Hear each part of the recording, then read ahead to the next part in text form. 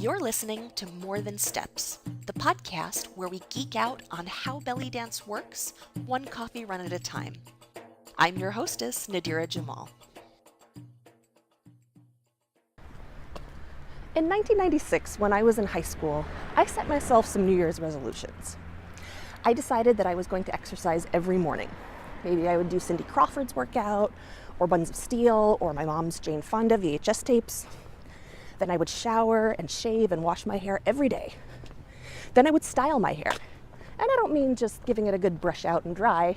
I mean that full 45-minute round brush technique that became popular with those layered Friends haircuts. Then I would do full makeup, and I would put together the perfect outfit for school.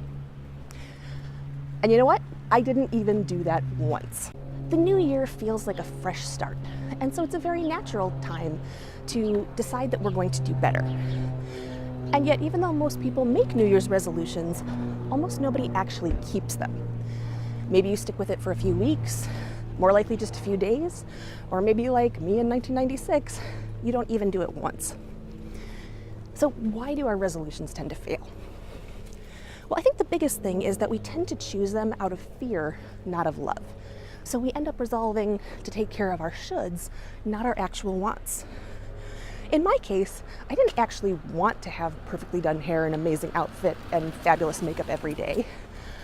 I made that resolution because I felt like I didn't look good enough. Another issue is that we tend to bite off more than we can chew. When I actually tallied up how much time it would take to do that entire routine, I would have to wake up 3 hours earlier in the morning. That was not even remotely practical. And yet there is a lot of value in that fresh start resolution, especially for us as dancers, because we need to practice and we need to build our skills. So how can we set a resolution we can actually stick with? Well, first, remember that the most important thing is that it's a true want and not a should. So when you're considering a dance-based resolution, do a gut check. Is this about fixing something that's wrong and bad in your dance? Or is it something that you're excited about because you want to do better and because you love it? This really matters. The thing is that fear and shame seem like they should be good motivators, but that motivation doesn't actually last. You will see much more improvement in your dancing if you focus on the things that you want to improve out of actual love. Another thing to do is to keep it manageable by picking something that's very small and very specific. Small makes sure that you can actually do it, and if you finish really early, you can always choose another resolution once you've used up this one. Specific makes it possible to choose specific activities that will help you get there. So with all that said, let's look at some examples of manageable resolutions for dancers. Let's say that you think, okay, well, I really need to improve my technique. Well, decide, are you trying to learn a new move or skill, like a belly pop or swinging a cane or coordinating your shave and a haircut zills while you actually move? Or are you looking to refine something that you already know, like having stronger arm carriage, or not bouncing during hip drops, or finally layering a shimmy onto those figure eights? Get specific. Or let's say that you want to start improvising. A good place to start might be to make friends with your safety moves, or to play one simple zill pattern while you improvise if you're already comfortable with basic improv. Let's say that you feel like your repertoire is too small, so maybe you need to learn a new combination or 2 or 3, or maybe pick up a new choreography. Or another great repertoire option is to refresh your memory about a choreography you learned last year, so it will still be fresh and available to you next time you want to use it. If you feel like working on your musicality, maybe you might want to learn to identify a few common rhythms, or learn about different instruments, what they look like, how they make their sound, what they sound like, and how they make you want to move. Or what if you want to work on your presentation? Maybe you want to improve your stage presence. In that case, narrow it down. Is it that you want to work on your posture, open up your expression, do more work with eye contact or gaze? Or maybe you want to make better use of a particular compositional element, like using your floor patterns, or playing with different speeds in your dance, or incorporating more beautiful poses and body lines.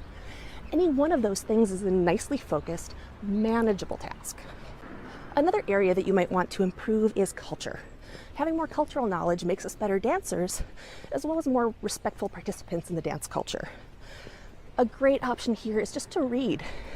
So maybe decide that you'll read a certain number of articles, maybe 5 or 10. You can check out the Habibi magazine archives or the Gilded Serpent. JourneyThroughEgypt.com has some great resources, especially under the Start Here link. Or just check out a book from the library. There's a lot more to these cultures than the music and the dance, and the broader a look you get, the more you'll understand. Another great option is to learn a few words or phrases in one of the belly dance adjacent languages. This opens up the music and helps open you up to more contact with people actually from the cultures. Even just a couple of words here like hello and thank you and please can really go a long way to establishing the relationships that can help you learn more about the culture and really participate. Arabic and Turkish are really obvious options, and they're both available on Duolingo. But depending on who makes up your audiences, you might want to study a different language like Greek or Armenian. And finally, if you're just feeling down on your dancing in general, a great area to make resolutions in is focusing on the joy. So let's look at a couple options there too. One good choice is to put on a song you love, even if it's not necessarily performance music, and just dance. Just focus on the joy and the fun of it. If you do that for one song every day, you will start to feel very differently about your dancing very quickly. You may also want to focus on filling your creative well. Explore a different art form just for the pure pleasure of it. Maybe you want to learn some line dances, or take a tap dance class or flamenco, or learn a non-dancer music Middle Eastern art form, something that doesn't feel like it has to apply to your dancing.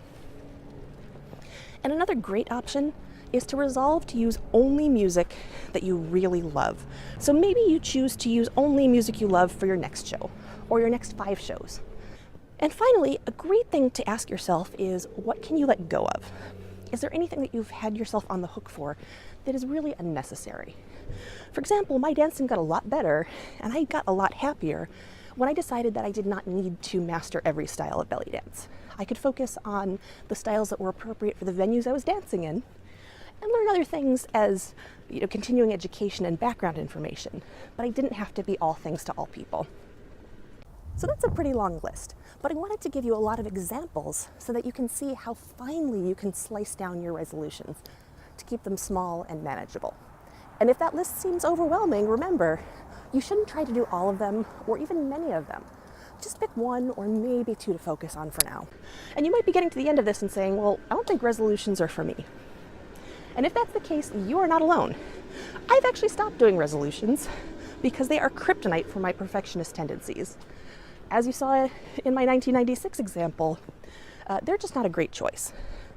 But I do use the clean slate of the new year to reflect on what happened in the past year and to think about what I want in the new year. Then instead of setting resolutions, I choose themes. Themes are just areas that I'm interested in exploring or improving. I'm not committing to reaching any particular goal or even limiting myself to those things. I'm just identifying what I want to focus on for now. I also like to create menus. These are specific things I can do in my practice time that fit with those themes. All right, so it's your turn. What is your New Year's resolution or your themes for 2019? You can share it in the show notes for this episode or leave us a voicemail at bellydancegeek.com/voicemail, and maybe we'll share it on a future show. And if you need some help for this, the only way to improve any skill is to practice. But the hardest part of that is making time for it and actually showing up. So if that's a challenge for you, join us for how to build a sustainable practice habit. In this 9-week online course, Heather and I will help you make practice a consistent part of your daily routine. The course starts on January 14th, 2019, so check it out now at bellydancegeek.com/practice-habit. We do also have a DIY version that's available year-round at bellydancegeek.com/store, but you don't want to miss out on the group support and personal help from Heather and from me. Thanks for listening. For more geektacular resources, visit bellydancegeek.com.